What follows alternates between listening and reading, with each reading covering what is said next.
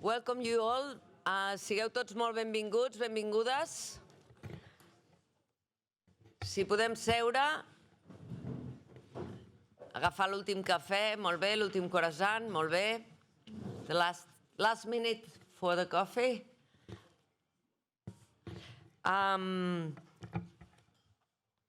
Sigueu tots molt benvinguts. La Càtedra Futurs de la Comunicació, que podríem dir que és l'embrió de pensament més complex que hem sabut construir en el darrer any de cara encara al futur d'aquest sector. Us dono la benvinguda. M'ha encarregat a mi, en Jordi Balló, que és molt generós que introdueixi jo aquesta sessió, cosa que li agraeixo. Però en el darrer any hem compartit en les sessions que diversos actors d'aquest sector hem pogut compartir els reptes que tenim per davant. I avui és un honor felicitar la càtedra, a tots els integrants d'aquesta càtedra, per celebrar aquest Crosspoint Meeting a Echoes of the Future, per poder parlar del futur de la comunicació i felicitar perquè tenim a la taula d'inauguració dues figures, jo diria, clau i representatives del que pretén aquesta càtedra Futurs de la Comunicació. Ahora lo voy a ir traduciendo al castellano y al inglés. I was saying, Bob, que I am happy to be here because you and Diego are two key figures to talk about the future of communication. You, because you are from Denmark, from your institute, studying what's going on around the world, which is our purpose as well, and that's the reason of our existence. And Diego, porque la Comisión Europea tiene un papel fundamental en la construcción y la salvaguarda de lo que llamamos comunicación en su complejidad, y que por lo tanto tenéis un papel clave en entender cuáles son las claves del futuro del sector audiovisual y ayudar a la industria y a los profesionales a salvaguardar el compromiso con la sociedad, ¿no? Continuo un moment en català abans de donar-los pas. Quan parlem dels reptes que tenim i del que estem plantejant com a càtedra, visualitzem diverses àrees. Tenim molt clar que les empreses privades i públiques del sector audiovisual s'han unit juntament amb l'acadèmia per analitzar, i amb els actors que tenen a veure amb el món de la comunicació, per analitzar cap a on anem. Hi ha diversos àmbits. Tenim claríssim que la indústria, el sector audiovisual, ha volgut rendibilitzar al màxim la seva activitat i això tradicionalment ho ha fet. I, per tant, petites, mitjanes o grans, hi ha 155.000 empreses a tota Europa que es dediquen als nostres sectors. Per tant, aquí tenim un gruix de comparacions possibles amb diversos tamanys de mercat. Però aquestes indústries s'han trobat ara que necessiten dues potes fonamentals. Una, la de la innovació, saber com utilitzar les noves tecnologies, el que en diem noves tecnologies, la tecnologia, és igual, la intel·ligència artificial i totes les dinàmiques de predicció en la construcció de missatges comunicatius. Per tant, totes les empreses han de tenir una pota pensant al futur abans d'aplicar-ho o provant d'aplicar-ho en les seves produccions, i alhora haurien de tenir, cosa que no tenen la majoria de les empreses, la mateixa capacitat de poder pensar com tota aquesta tecnologia, tota aquesta producció, la virtualitat i tot el que es deriva de les indústries aplicant la intel·ligència artificial impacta sobre la societat. És a dir, les conseqüències sobre el coneixement i sobre la informació. A la Càtedra Futurs de la Comunicació aquest matí es plantejaven un parell d'estudis de futur que seran interessants en aquest sentit. És a dir, com impacta la indústria europea de la comunicació en una societat cada vegada menys sensible a la informació i menys sensible al que passa al món. Nosaltres podem produir molts missatges que impactin positivament sobre els nostres comptes de resultats, però a quina societat impactem i com ho fem? Crec que totes les empreses del sector, europees i especialment en el sector de la informació, necessitem focalitzar sobre l'impacte que sobre la societat té la nostra activitat. I això no estic segura que totes les empreses ho estiguem fent. I was saying, Bob, that for us a key issue from now onwards is not only innovation in the industry, but also the impact that our work have in a society that is rejecting information, is bored about it, doesn't want to hear much, and doesn't have the time to build his own collectivity, community with others. And we are really worried about this because we are not sure that the industry is aware of what's happening in the brain of many of us when we talk about news. Escoltarem primer la intervenció que ha de fer en Boc. En Boc és Boc Holm Hansen, diu que mai ningú pronuncia bé el seu nom, per tant, no em sento malament. Boc, és correct? Más o menos, perfecte.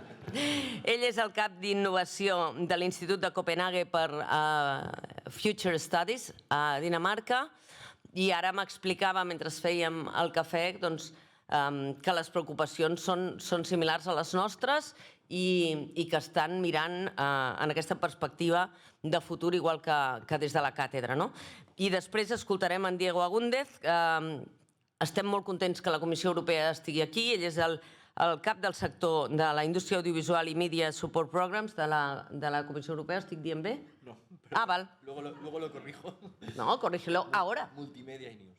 Multimedia News. Vale, doncs això, ja us ha quedat clar, no? I després el Diego ens anirà molt bé per tenir aquesta visió global de què està fent la Comissió Europea, a quin ritme ho està fent, mentre la indústria està accelerada, innovant i aplicant tota la tecnologia. Boc, it's all yours. Perfect. I'll just cover my computer too.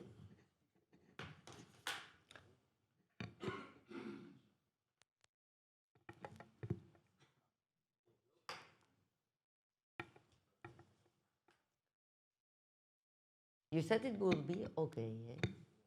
Here we go. Here we go. Perfect. Okay, so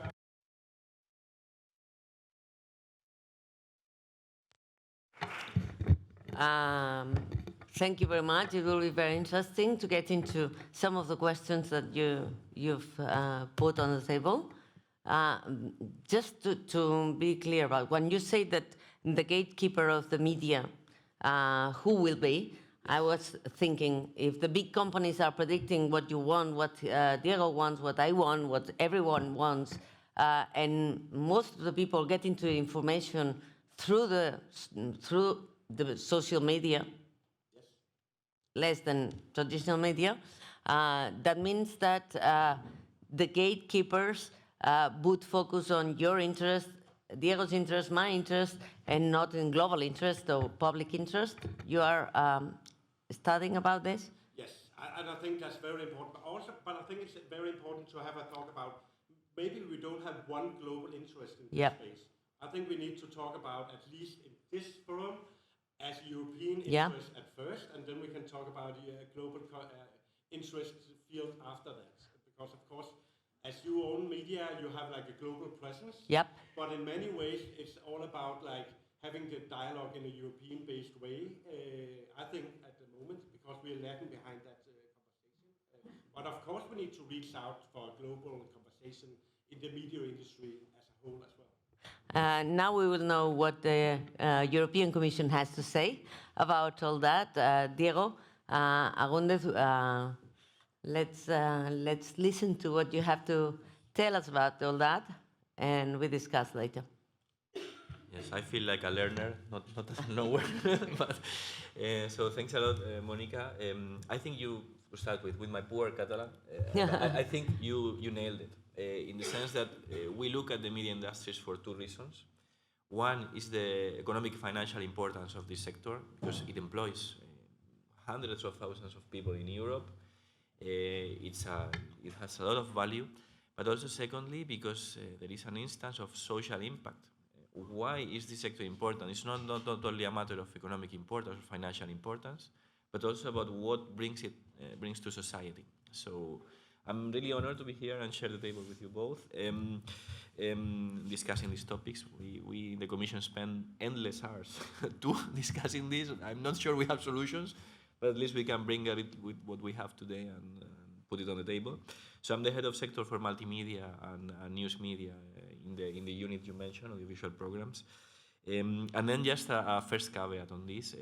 You know that in the union, when we discuss the importance of the sectors, this is part of the Charter of Fundamental Rights. So Article 11 of the Charter of European Fundamental Rights states that the freedom of media has to be respected and that everyone in Europe should be the right to receive and access information, which puts the sector at a very special place, because it's not only about what economic value it can bring, but also about, you know, how we build all together this public sphere. So another caveat that I want to perhaps mention, that's that whereas on audiovisual, the European Union, I think, has an established policy for 30 years, there has been the media program. For the news part, the principle of subsidiarity applies, and that means that member states have a lot to say there, because they're first in line to apply the policies there. So there is a varying degree of what the Commission can do, or what the institutions can do, because the competencies also change. Now, having said that, I think that this mandate has been very intense in supporting these sectors. You know that we have started, we have proposed a new law, the Media Freedom Act, that is currently under negotiation with the trilogues. Hopefully it could be approved, or we hope it will be negotiated and discussed and approved already under this Spanish presidency. And that means also that for the first time the Commission is taking a stance on the aspects of media freedom from a regulatory point of view. Apart from that, there have been other initiatives like the Digital Services Act, Digital Markets Act. There is a new copyright initiative as well. So there is a complete framework package in terms of legislation and regulation that is coming in place, and that probably will have to be outlined in the coming years, and that shows also an increasing amount of action from the institutions. But that's just an introduction. I won't bore you with laws. And then we'll simply discuss what are we doing in terms of financing and all of these topics on the futures of media. So in 2020, the Commission presented two plans. One was the European Democracy Action Plan, the other one the Media and Audiovisual Action Plan, one covering these aspects of social impact and media freedom, the other about industrial sustainability of the industries. So this goes in parallel, these two go in parallel, and basically show that we see this as a kind of twin priorities that need to be addressed both at the time. So this action plan so made us think that in the end we should have a bit of more structured action just to address all the different challenges that these sectors have. Obviously, this is a bit over-ambitious. I don't think we can address everything. But basically, what we can at least is to frame a series of objectives. So first of all, I already mentioned, is the protection of media freedom and pluralism. There we have recommendations on editorial guidelines, on safety of journalists. We have projects protecting journalists also in areas of need, notably, you know, after the crisis in Ukraine and the war in Ukraine.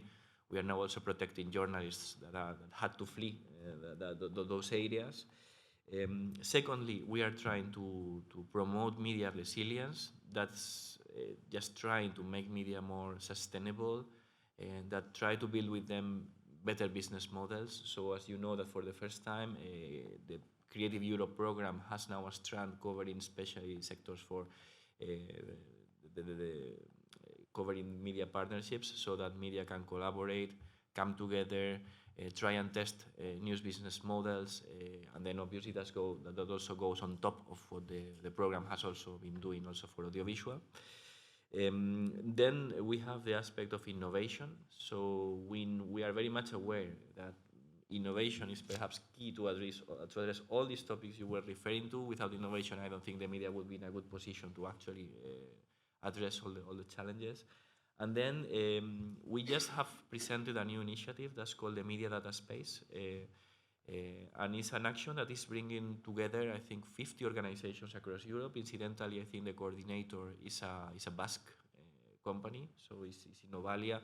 And they have managed to bring together people not only from news, but also from cinema. So you have 50 companies there working on how to share data across the union. I suppose that all of us would agree that data is one of the key assets that will probably define the future in the sector, how to manage data, how to control it, what to make out of it. So all these challenges, I think, are quite important, and hopefully this media data space could contribute to have better shareability of data, better definitions, how we understand data across the union. And then apart from that, we have in this innovation poll also the media outlook. I will explain a bit what the outlook is in the coming minutes. So apart from those three things, media pluralism, resilience, innovation, there's a poll on increasing citizens' access to quality information. We mentioned the aspect of trust. What do we want out of information? Media responsibility. What media should bring to citizens? So in the union, we are also working to increase the quality of content, or at least making sure that all citizens have access to quality information while respecting media independence. And that means we have several lines of funding whereby media can benefit from that and basically produce, disseminate content that is produced according to the high journalistic standards. And then, apart from this aspect of increasing access to information, we have then an increasing engagement with the news media sectors, with the audiovisual sectors. We are taking part in plenty of forums. We have now started organizing what we call the European News Media Forum. There will be a new session in December taking care of a topic that is safety of journalists. So again, it's a matter of knowing well where the industry is and where is it heading towards. So we are not there to try to define what should be the way, but rather to accompany the industry and see how can we help. So coming back and zooming in a bit on the outlook. The outlook was part of this media and audiovisual action plan. We presented it in 2023. The point of it was to assess trends affecting the industries. So the first edition of the outlook was presented in May 2023. And then for the first time, the Commission has covered three areas, so three main sectors. We have audiovisual, we have news, we have gaming. I can tell you that the fact that gaming is in the outlook is quite a novelty. I think gaming was never treated at par with the other two sectors. Now we have the three. And then we have, on the one hand, tried to determine which horizontals apply to these three sectors, and then make a state of play card or on where are we, what are the challenges, what are the main topics and trends that we have that we could identify. So in the outlook, we try to address the competitiveness of the industry. There are, I think, a few trends that are emerging quite clearly. One is that as we were saying, citizens are no longer relying on industries, but rather on consumption and new offerings, and that are a little bit blurred. So you are no longer asking questions in terms of should I consume audiovisual content, news content, and other types of content. In the end, all of these sectors are competing for time. Time is limited, and you cannot always offer everything at the same time. So this is something I think that comes out from the outlook, and that probably we'll need to address in the coming years.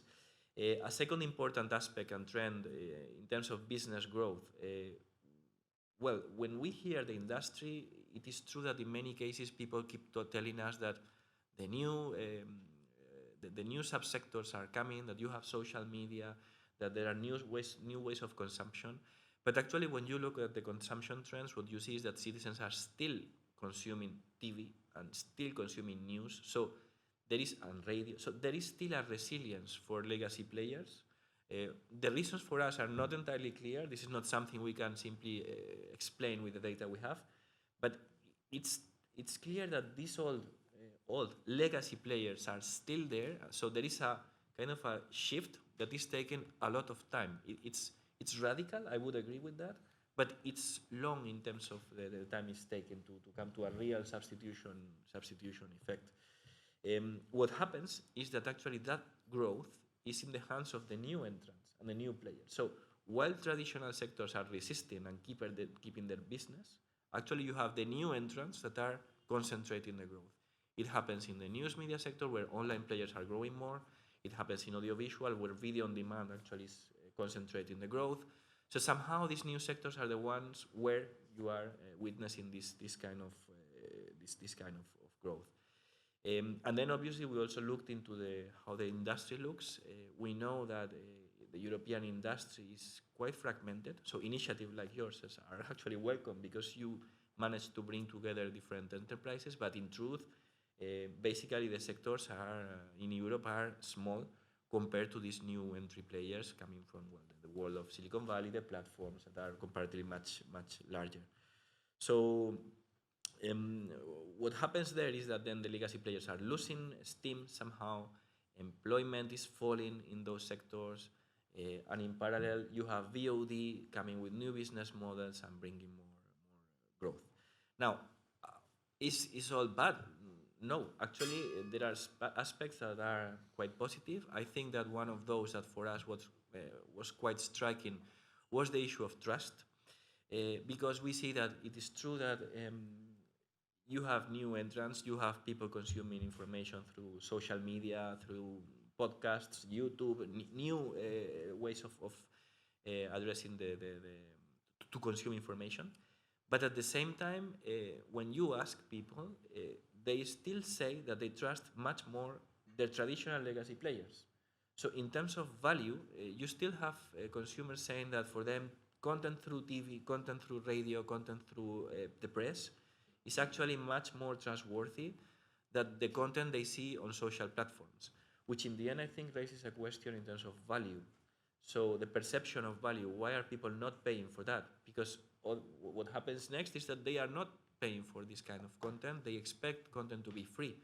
So I think that when we released the outlook, for us, one of the key findings was to say, look, media still retain relevance, media are still there, but somehow they are unable to monetize the content they're producing. So I think this is a matter of debate for the future, because this is where I think the future of the sector will be played.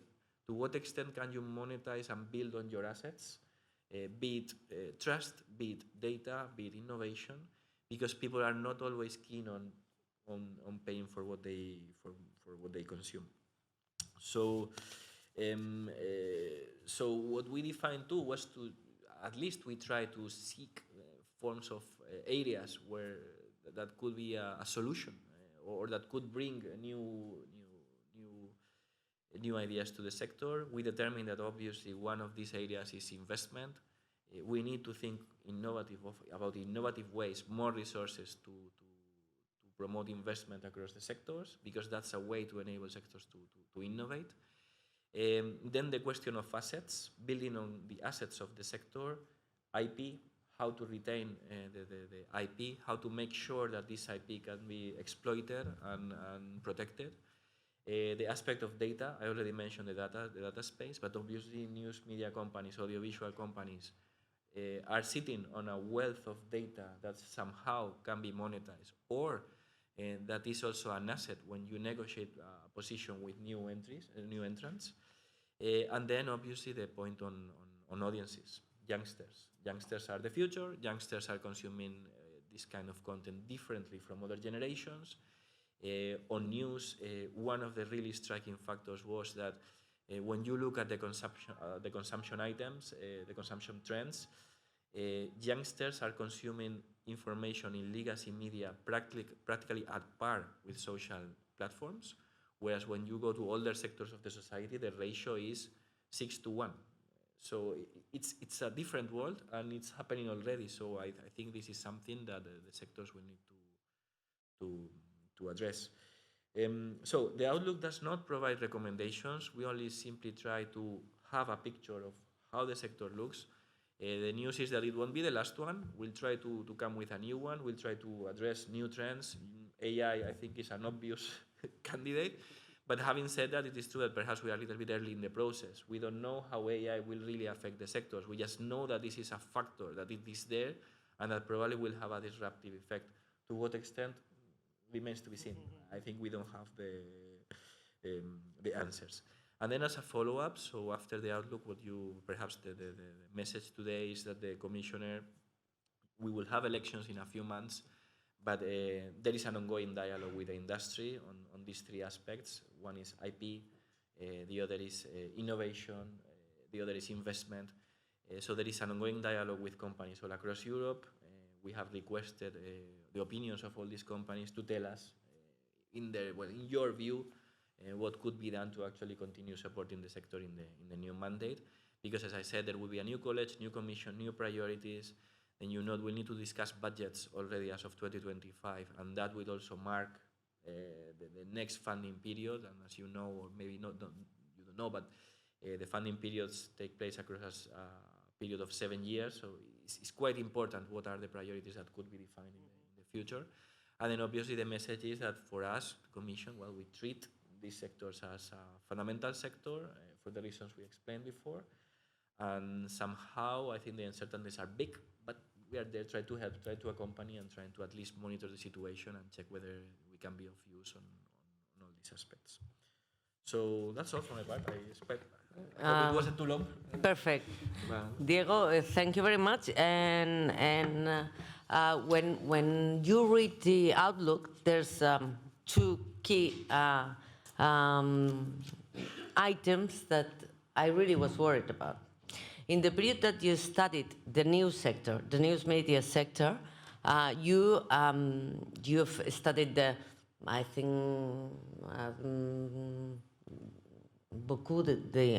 lot of different industries, but in news media sector, there has been a reduction of contracts, the professionals, 30% decrease. Yes. 30% decrease, which is a hell of a lot. That means that news media sector is not investing in professionals, human capital. I don't mean journalists, human capital, right? And I think we have to think about this and the consequences of this, because when you look at the consume of SVOD, video on demand, 60% of the consume of video on demand is United States origin, not European.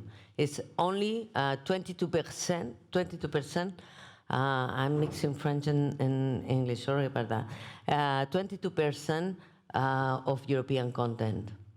And these two data worried me, because it means that our industries are not investing in professional and capital. That means that they are applying other strategies to survive within the sector, plus the problem of the IP, which are selling, the Europeans one, are selling it to the broadcasters, which are the main companies, United States based, and that 60% of the content consumed is not European. How do you think that the European Union can face policies to sort of balance this? Well, difficult question. Can we? But no, on what you were saying, human capital, reduction of positions, I think, part of the explanation lies on the technological shift. Obviously, you don't need people doing work that now can be done through technologies. Having said that, there are varying levels depending on the subsectors you cover. Yeah. So what we saw is that TV, radio, online media obviously are resisting better, whereas you have the press that is actually in a very, very bad position, and linked to that also the distribution sector. So in some categories, the kiosks are also included because they are very important points when distributing the press, and they are the ones suffering most. Now, we cannot advise on what to do, but what is clear is that there are sectors today in the European media industry where we see that the dimension, the size of newsrooms is decreasing. Now, would that have an impact of trust? My guess, but it's only my guess, is that yes, the moment you don't produce your own content, probably your unique value or your selling proposition also suffers. Gone down the tube. But you know, this is something that perhaps the industry should reflect on and see to what extent this is a point that could actually create a problem in the long term. Now, on the other aspect, IP and the US presence, the value of the outlook is actually that it has put on the table many stats that were not that clear, or that were kind of guesses. So perhaps we would suspect that people tend to consume US-based content, or that people goes to Netflix, Amazon, or their own preferred platforms, and that they have a majority of it. It is clear. So it's not only about consumption, it's also about new subscriptions, how the market is controlled. And this is precisely what we have this dialogue. I think that one of the aspects that the dialogue has to solve is to what extent the EU industry is capable of actually reversing those percentages, whether the industry can bring solutions on that, and then afterwards start thinking. Because it is clear, as you said, this is one very striking aspect of the outlook. And unfortunately, it's perhaps too early to say. Yeah. Maybe there is a political dialogue there that has to happen first. Secondly, as you know, well, precisely the media program, one of the objectives of the Media and Creative Europe program is to build competitiveness of the sector. So I suppose that in the future we'll still have actions trying to support and increase the presence of European works across the sector. Per mi és molt interessant, jo estaria aquí fent preguntes, perquè ja sabeu que a mi m'agrada fer preguntes, però tenim 5 minuts perquè si hi ha algú que té alguna qüestió a plantejar en el Boc i en el Diego ho faci, i si no començarem els workshops i donarem per inaugurada aquesta sessió. El Jordi em va fent que sí, com dient, sí, Mònica, sí, acaba. Ja acabo. Jordi, però si algú tingués alguna qüestió, if there's nobody here who wants to put any question across to Diego on Boc about what they've said. Jordi?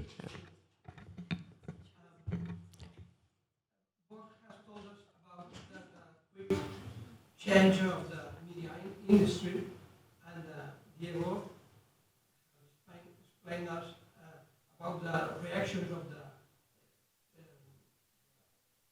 European Union in front of these changes. I think that we can be satisfied about the initiative of European Union, because they are in front of the regulatory initiatives in the world, I think.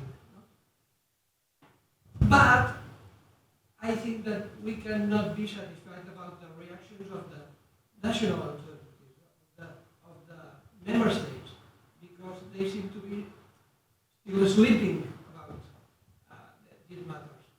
And I put a question. When national authorities, when member states have already